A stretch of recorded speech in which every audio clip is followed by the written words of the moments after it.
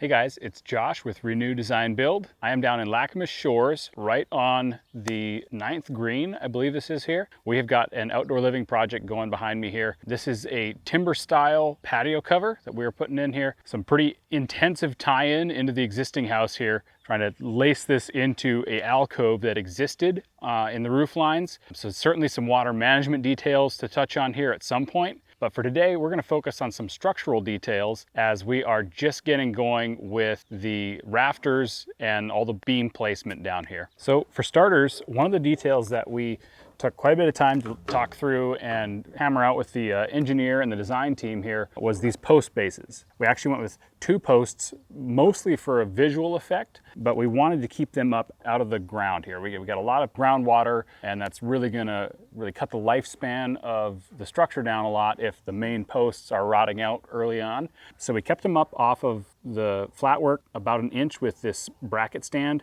It actually has a knife plate that gets recessed up into the base of the post, and it is held in with these pins on the interior right here, giving it a really minimalist look, which is what we were after on this. Not a lot of hardware, not a lot of detail. We wanted a really clean approach on those bases, as well as all of the joinery up in the structure as well. So then as we move up, the connection from the posts to these beams, we ended up being able to upsize the post and use a notch connection. So we overshot the front of this beam with these posts and then have just 2 lags making that connection for uplift down to the base here. So then up top for the rafter to beam tie-in, as you can see here, there's no visible fasteners, but on this side, you can see we're using this Simpson concealed joist tie.